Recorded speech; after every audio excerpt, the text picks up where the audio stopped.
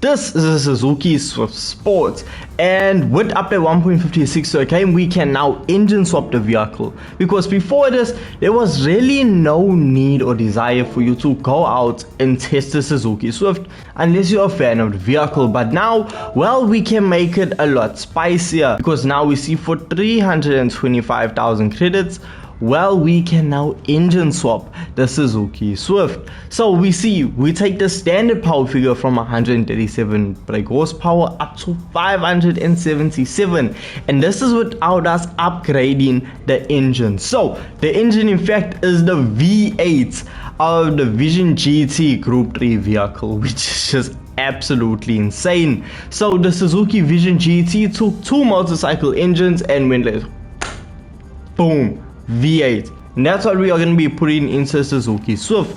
For the wide body kits, we see, whoa, that is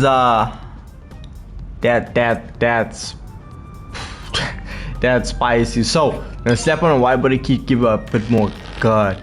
When it comes to customization, we see with the wide body kits applied, it is extremely limited. So we really have just front customization, which is adds a bigger front lip, and then we have a rear wing option, which is that, or a type B option. So those are your two options, and I'll be honest with you, type B goes on. It looks really good. Now we see we can slap in roll cage, tow hook, but this is all very generic stuff.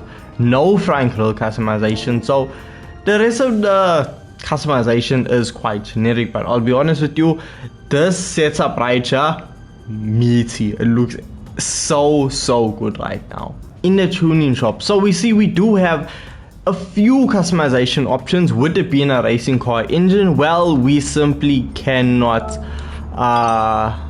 we simply do not have a lot of the parts available. As you can see, everything, well, mostly is not applicable, but what we do have, we are gonna throw onto the vehicle to just try and get as much power and performance out of the Suzuki as possible. So we're gonna do your typical racing tires, best transmission, high RPM turbocharger is gonna see our power shoot up to 789 brake horsepower.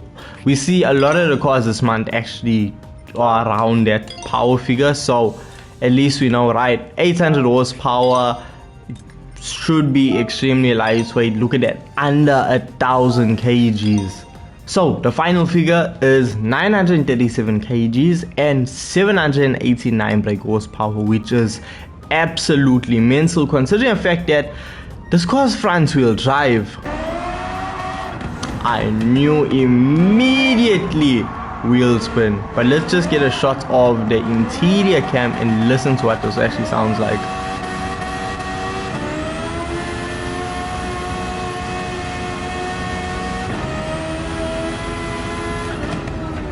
Crazy. Now you gotta remember, the car now lives up to over 11,000 RPM, which is just insanity. But right now, the handling, well, there's understeer, but I shouldn't need to even say that. 800 horsepower going to the front wheels, it's not gonna be the easiest thing to turn, but anyway, we are still managing right now around Kyoto Driving Park. But the way the power is delivered is just absolutely insane. Traction, Suzuki doesn't know what that is, because even with the being on racing soft tires, which I mean, it's the grippiest compounded tires, we see those tires they're acting as comfort hards. There's no grip whatsoever. The car is really struggling to put the power down. And look at that, coming out the corner, foot flat, turning, you're just gonna go straight. So yeah, it can be a bit sketchy at times, but honestly, the power delivery is absolutely insane. We see we're going into foot, spinning our wheels on the power.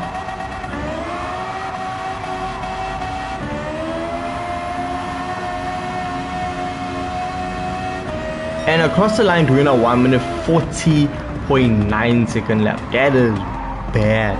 That's not really good, I'll be honest with you. So what I'm gonna do now, we're gonna head back on over to the tuning sheets, and what we'll do, we'll actually take the high RPM turbocharger off, we'll decrease the power and see what it does from there, because I think with it having so much power, the car isn't really handling it the best. So regardless, we'll keep pushing. I'm quite surprised the gearbox with me decreasing it actually worked out.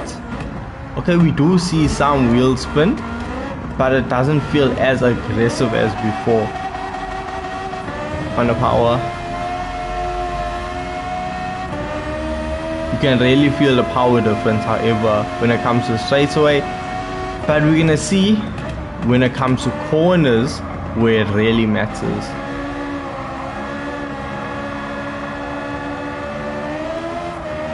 Yeah, the understeer is there. You really have to be careful when you put the power down when you're coming out of a corner, because if you put it on too early, best believe you are just going straight to a wall. There's no turning at all. Hard on the brakes, turn in, let the vehicle almost coast, because if you get on the power it does straighten, and on the power, go, go, go, go, go. Come on Suzuki, come on Suzuki. Once again, there's a cockpit cam on the brakes hard. It sounds incredible inside.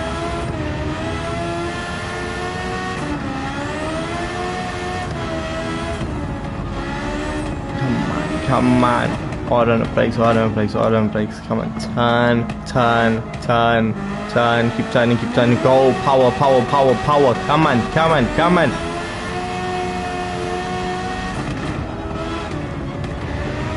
Hard on the brakes, turn, power, power, come on, power, power.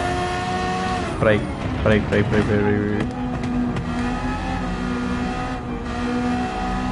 Power.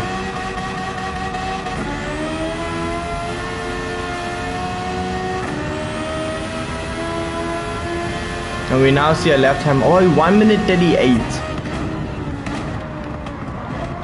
A 1 minute 38 is the lap time we just set now, due to the fact of, well, we were not spinning up our wheels through corners. The car is faster to put the power down. It gains traction a lot sooner, due to the fact we took the high RPM turbocharger off, which just really helps it when it comes to setting fast lap times. But what I want to see is how good this car is at money grinding, because with it having the engine from a Group 3 vehicle, that means the performance of it, both acceleration, power and fuel consumption, is on this car's side. So let's take it around my go-to events. So to get it to be under 700 performance points, the main changes I did was I changed the tire compound to racing hards for both front and rear, and then I added a ballast and put it to 141. Now horsepower, everything is fully maxed out. I actually need to extend these gears to my knowledge. No, I should be alright. Yeah, we should be alright. So initial torque reaction, I bumped us up to 10 once again. And let's take a round circuit, because we need to set a lap time faster in a 4 minute 10 second lap on our first lap around to really see what it's capable of. So we're gonna step the vehicle on over to, you know what, let's go fuel map level 6 and see if we can get it done. Now I'll be honest with you, compared to the other cars we have ran recently, we're not off to the greatest of starts right now, but regardless, we are still gonna keep pushing. Let's see now when we test raceway what speed we will travel at. Look at it climb, look at it climb. Okay, when it reaches like towards the top of the RPM range, it does slow down quite a bit. 310, 11, 13. Woo, almost shot that. Almost overshot that on the power again. It struggles to put the power down. Like when it hits boost, it just lights up its wheels. Fuel consumption is quite strong, but that's due to the fact of we are using an automatic transmission, and with this engine swap it loves staying in the high RPM. It revs extremely high, and due to that, well, it chows the fuel. It absolutely eats up the fuel, it drinks the fuel. It's really taxing on how much fuel actually gets used.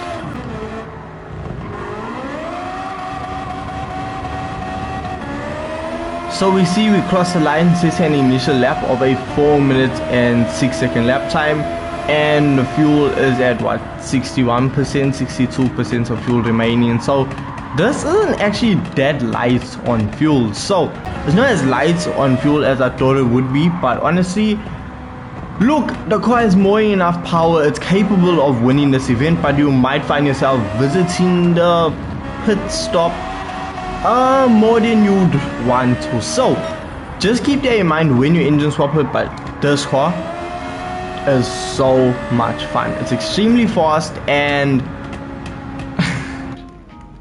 it's just an absolute hoot to drive. So if you want to spice up your Suzuki Swift, by all means try it out. I'm not really gonna say it's an engine swap that you need to own, but it is one that is incredibly fun. So with that being said, if you have tried this engine swap out, let me know in the comment section down below. And with this being said, I'll catch you guys in the next video. Peace.